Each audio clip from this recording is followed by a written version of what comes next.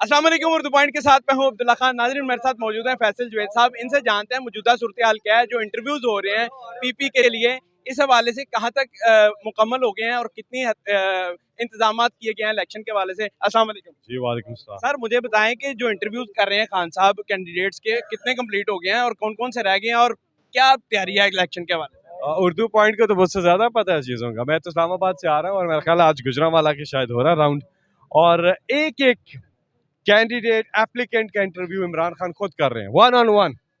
और उसमें कोई और जो है उस मीटिंग में नहीं बैठ सकता। शाह महमूद कुरैशी साहब भी नहीं बैठ सकते, सेक्रेटरी जनरल असद उमर भी नहीं बैठ सकते। जी हाँ, इमरान खान और एप्लीकेंट, बस ये 1-on-1 इंटरव्यू हो रहे हैं। ये इमरान खान साहब ने साबित किया है कि वो जो उन्होंने वादा किया था वो पूरा करके दिखाया। क्राइटेरिया क्या है एक कैंडिडेट के लिए? वो खान साहब को पता है। मैं आपको बता रहा हूँ ना, उस इंटरव्यू में कोई नहीं बैठता। वो खान साहब उनसे इंटरव्यू करते हैं और अभी तक पर्चा आउट नहीं हुआ कि पूछते क्या है। नहीं, किसी ने पूछा नहीं है जब कोई कैंडिडेट बाहर आता, भाई पूछ क्या क्या रहे हैं आप लोगों से? पूछा है लेकिन बताते थोड़ी है, वो पर्चा आउट थोड़ी कर रहे हैं उन्होंने। मुझे पता चला जिस कैंडिडेट के 10 साल से ज़्यादा हैं उसको इजाफी नंबर मिलते हैं खिदमत में, फिर जिसने मुल्क के लिए कोई काम किया है, कोई इस तरह का क्राइटेरिया है? समझ मुझे नहीं है इस चीज़ की, लेकिन मेरा ख्याल ये है कि इमरान खान साहब इस बार जो लॉयलिस्ट है ना, लॉयल्टी को तरजीह दे रहे हैं। अच्छा। वो नंबर 1 पे है लॉयल्टी। एक एक हल्के से 10-10, 15-15 कैंडिडेट खड़े हो गए हैं, क्योंकि हवा इतनी ज़्यादा पीटीआई की चल रही है, तो अब कैसे सेलेक्ट करेंगे कि भाई इसको टिकट देना चाहिए, इसको नहीं देना चाहिए?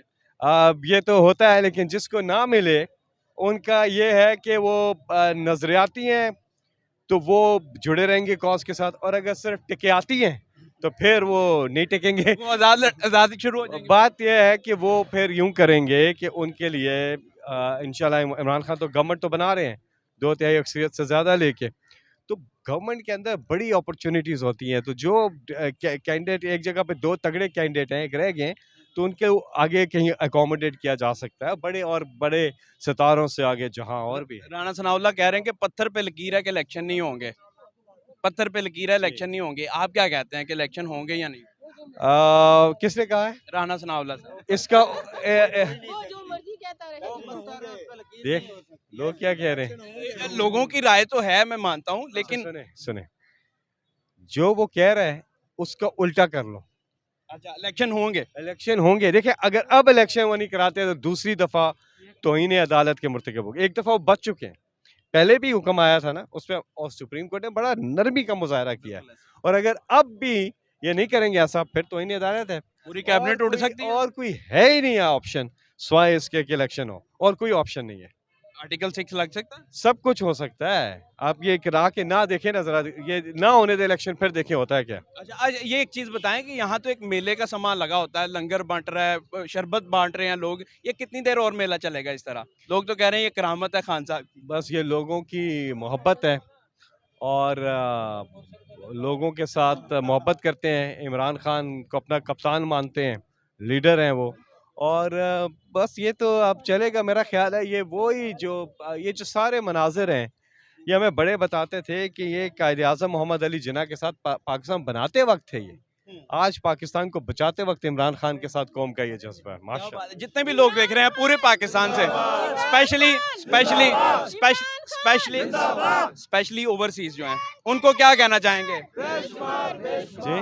स्पेशली ओवरसीज, पूरा पाकिस्तान आपको वैसे देख रहा है, लेकिन स्पेशली ओवरसीज जो यहाँ इन्वेस्ट करते हैं, अपने पैसे भेजते हैं, खून पसीने की कमाई भेजते हैं, उन सबको क्या कहना चाहेंगे कि उनके पैसे जो हैं वो सेव भी रहेंगे या नहीं, या फिर बस तितर बितर हो जाएंगे? ओवरसीज पाकिस्तानियों को इमरान खान पर पूरा एतमाद है। कहाँ से आए हैं? जी, मैं यूएई से आया हूँ।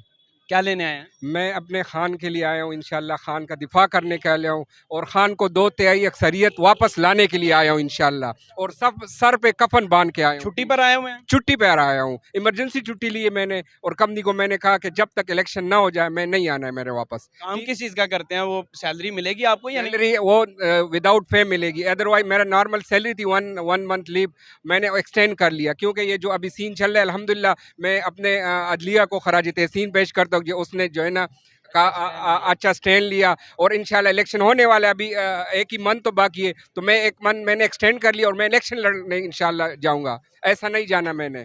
इलेक्शन करवा के वोट डाल के फिर जाएंगे खान साहब को जितवा के। यहाँ कारकुन बहुत ज़्यादा पुरजोश हैं। अभी देखें रश लगना शुरू हो गया है और यूं लग रहा है जैसे कोई मेले का समा है। अभी कुछ ही देर बाद अफ्तारी के लिए जो तैयारियां हैं वो कंप्लीट कर ली जाएंगी। जो कारकुनान हैं वो जोक दर जोक यहाँ पर आ रहे हैं। मजीद भी आपको अपडेट करते हैं। देखते रहो द पॉइंट। मैं हूं अब्दुल्ला खान। अल्लाह निगहबान।